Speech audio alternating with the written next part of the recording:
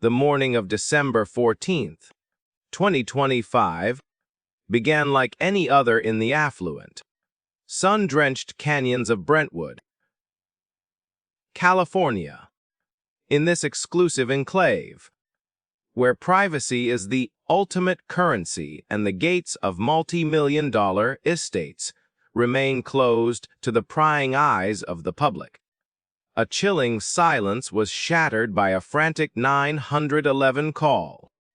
What first responders discovered inside the Mediterranean-style villa of Hollywood royalty would send shockwaves through the global entertainment industry and ignite a legal firestorm that is still unfolding today.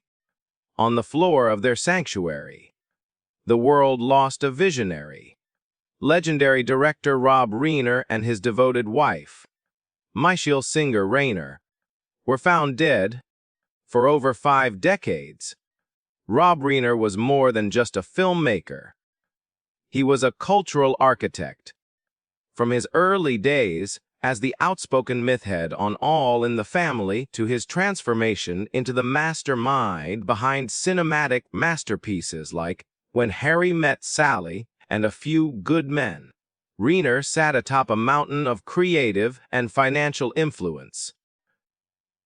His empire, built through the founding of Castle Rock Entertainment and bolstered by the unprecedented success of Seinfeld residuals, is estimated to be worth a staggering $200 to $250 million.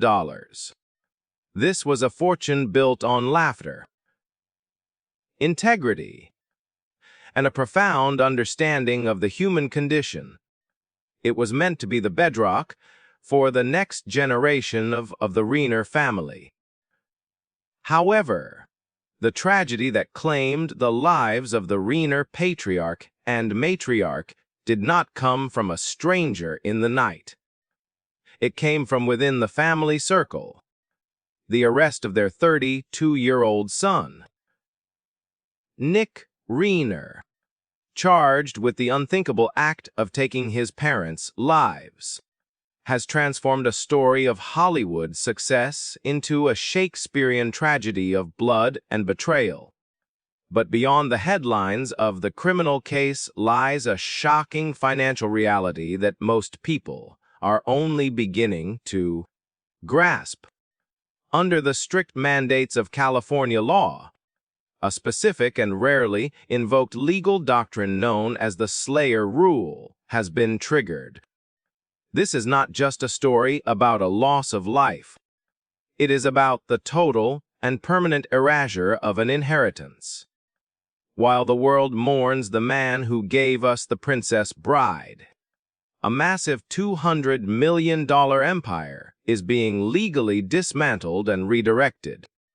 Because of the nature of this crime, the very person who was once destined to share in this colossal legacy is now legally barred from touching a single cent of it.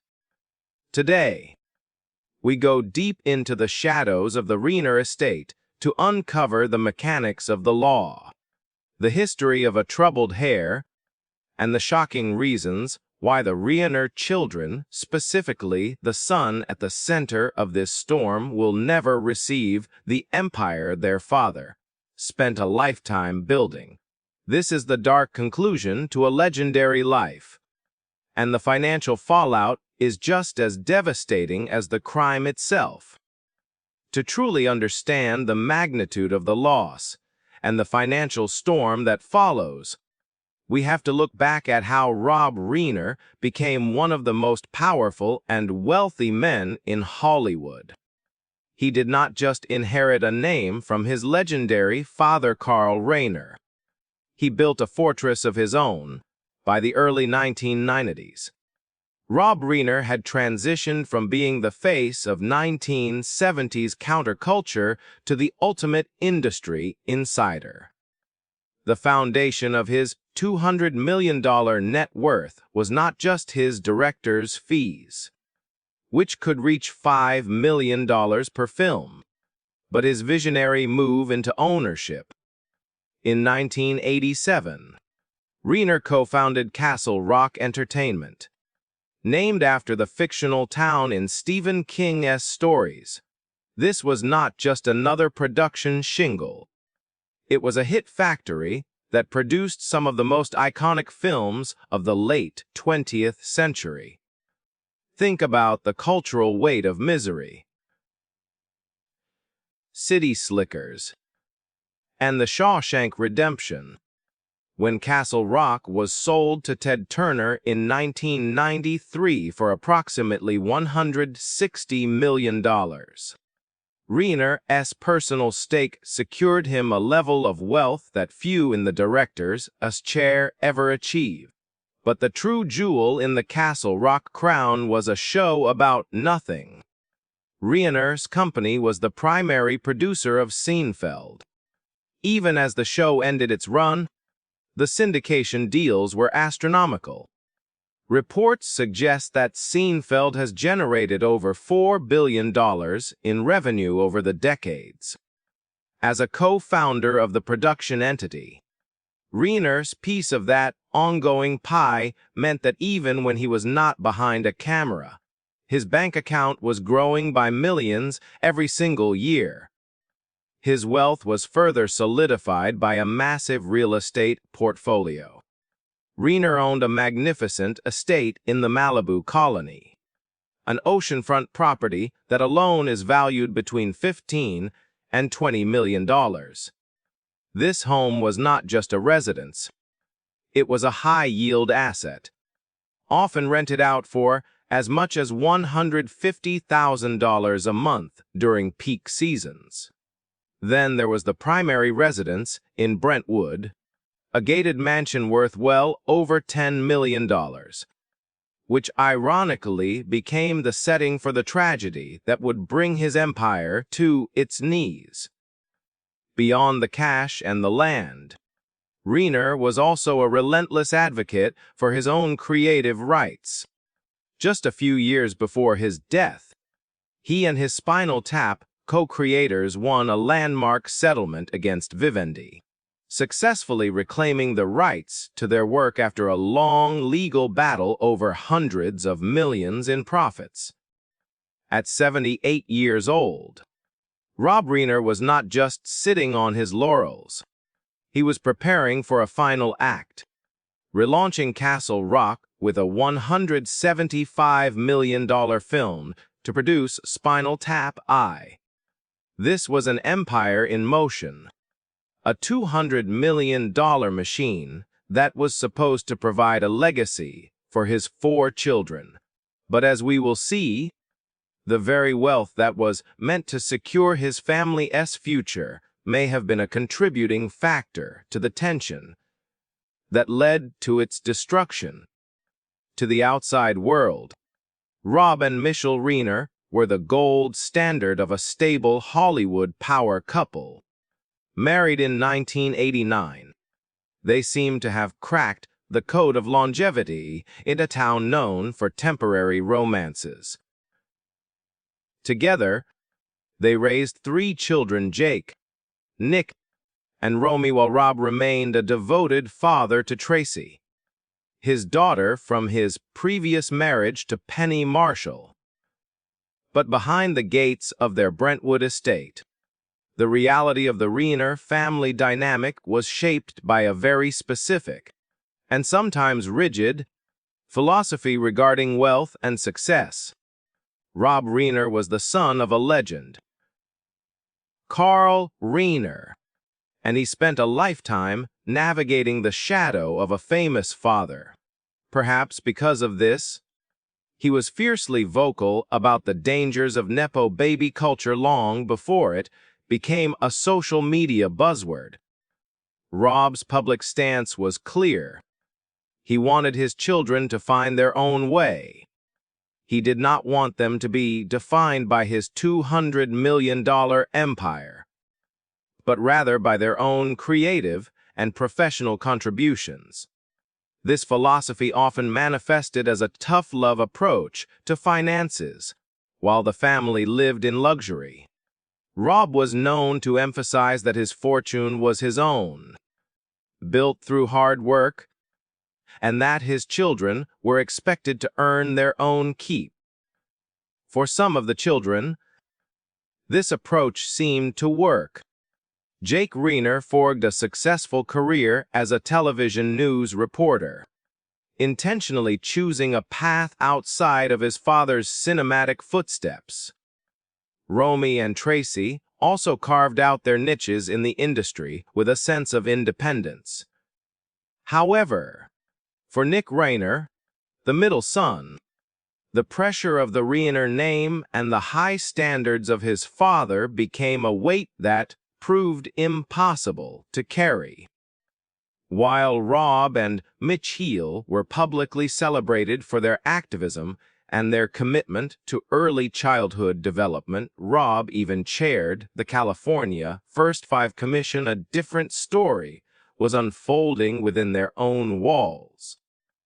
Close associates have since hinted that the Reiners struggled to maintain stability with Nick, whose battles with addiction and mental health began as early as age 15. The decency that Rob championed in his films and his politics was increasingly at odds with the chaos growing in his own home. The family tried everything: elite rehabs, therapeutic interventions, and even periods of distanced love. Yet, as the fortune grew, so did the resentment. There was a fundamental disconnect between a father who believed in the meritocracy of Hollywood and a son who felt alienated by the very success that surrounded him. This tension created a ticking clock within the empire, one that would eventually lead to a holiday season that no amount of money could fix. To understand the magnitude of the $200 million loss, one must look at the person who was once poised to inherit it. Nick Reiner was born into the kind of privilege that most people can only dream of. But for Nick, the gold-leafed life of a Hollywood here was a gilded cage. By his own admission, his descent into the world of addiction began at the tender age of 14. While his father was winning awards and influencing political policy, Nick was beginning a harrowing cycle through rehabilitation centers, heroin addiction, and even periods of homelessness on the streets of cities far from the comforts of Brentwood. By the time he was in his early 20s, Nick had survived what he estimated were 18 separate stays in drug treatment facilities. In a desperate attempt to bridge the widening gap between them and to help his son find a sense of purpose, Rob Reiner did something only a Hollywood titan could do. He decided to turn his son's trauma into art. They collaborated on the 2015 film Being Charlie, a semi-autobiographical drama that Rob directed and Nick co-wrote. The film was meant to be a healing exercise, a way for the father to finally understand the son's demons and for the son to find his voice. However, behind-the-scenes accounts from the set tell a story far different from the bonding narrative presented during the film's press tour. Stunt performers and crew members recalled an atmosphere thick with hostility. The two would reportedly erupt into shouting matches in front of the cast and crew, with Rob's frustration over Nick's behavior boiling over. While Rob publicly stated that the film forced him to see more clearly what his son had endured, sources close to the production suggest it actually drove a deeper wedge between them. Nick was often seen as unappreciative of the massive platform his father was providing, while Rob struggled to find the balance between being a supportive parent and a demanding director. The film featured a father character played by Cary Elwes, who was a former actor running for office. A thin veil for Rob himself, in many ways. Being Charlie was Rob Reiner's attempt to write a happy ending for his son that life had yet to provide. But the shocking reality is that the film became a permanent record of their dysfunction. In interviews from that era, Nick appeared distant and uncomfortable, frequently interrupted by a father who seemed unable to let his son speak for himself. As the years passed following the film's release, the brief window of hope closed.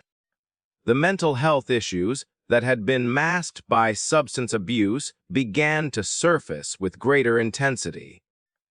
What was once a $200 million promise of security was becoming a $200 million source of resentment, setting the stage for a final confrontation that would ensure the Reiner empire would never pass to its youngest son. The final chapter of Rob Reiner's life did not begin in a director's chair, but at a festive holiday gathering that was supposed to be a celebration of the season. On the evening of Saturday, December 13th, 2025, Rob and Michelle attended a high-profile Christmas party hosted by longtime friend Conan O'Brien. It was an A-list affair, but the atmosphere for the Reiners was anything but joyful. Witnesses at the event described a stark and unsettling contrast. While Hollywood's elite mingled in formal attire, 32-year-old Nick Reiner wandered the venue in a simple hoodie, appearing detached and erratic. Reports surfaced of Nick freaking people out, eavesdropping on private conversations, and bizarrely asking guests if they were famous. The tension reached a breaking point when a very loud argument erupted between Rob and his son in full view of the guests. Rob, a man who had spent his life championing decency and social grace, was seen chastising Nick for his inappropriate conduct. The dispute was so volatile that Rob and Michelle chose to leave the party early, a somber exit that no one realized would be their last appearance in public. They returned to their Brentwood sanctuary, likely unaware that the darkness they had tried to manage for decades had finally followed them through the front door. The following day, Sunday,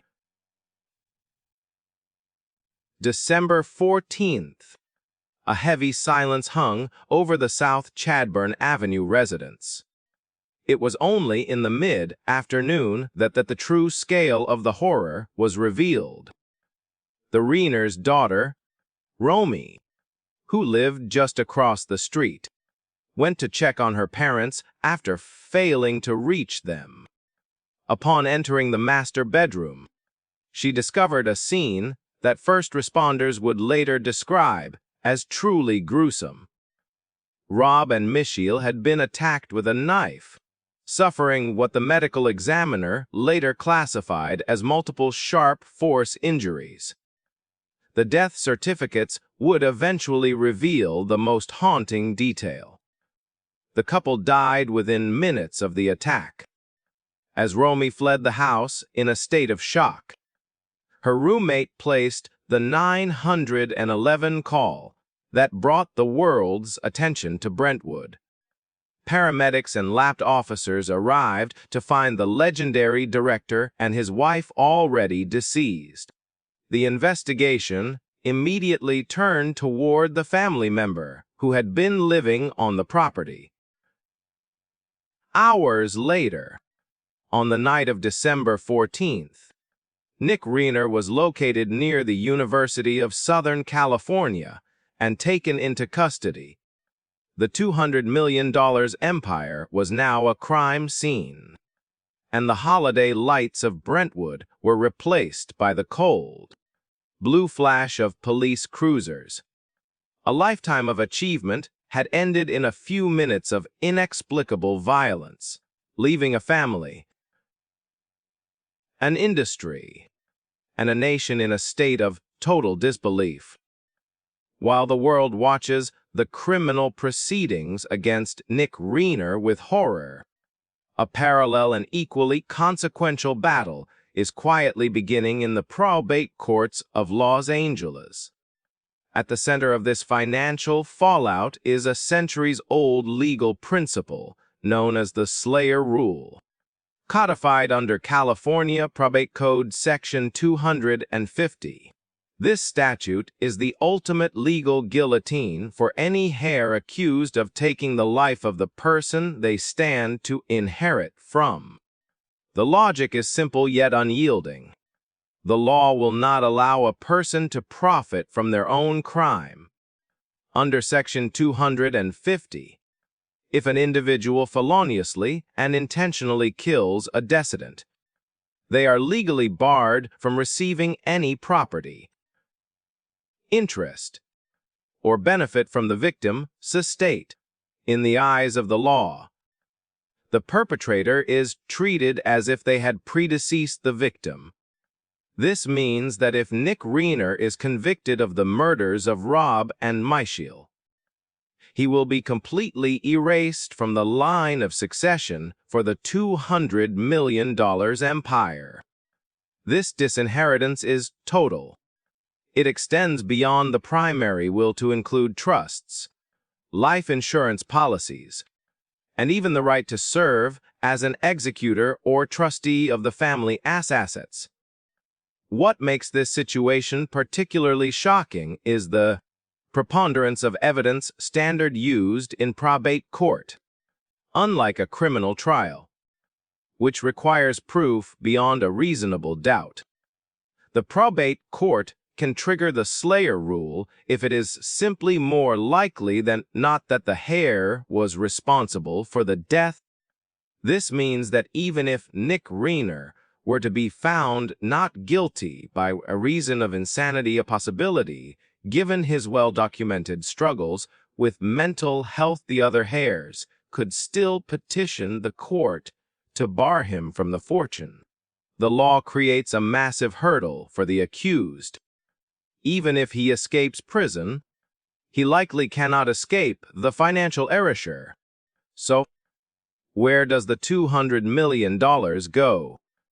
With Nick effectively removed from the equation, the focus shifts to the three remaining Reiner children, Jake, Romy, and Tracy. The estate, which includes the massive Seinfeld residual streams and the valuable real estate in Brentwood and Malibu, will likely be divided among them.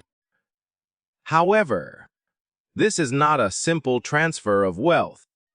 The transition of such a large and complex empire under these traumatic circumstances is a logistical nightmare.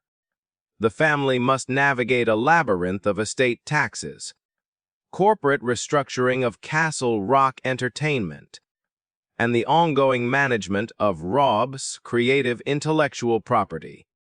The empire that Rob Reiner built with such care is being reorganized in the shadow of a double homicide, ensuring that while the Reiner name continues, the branch of the family tree that sparked this tragedy will be left with nothing but the legal consequences of their actions.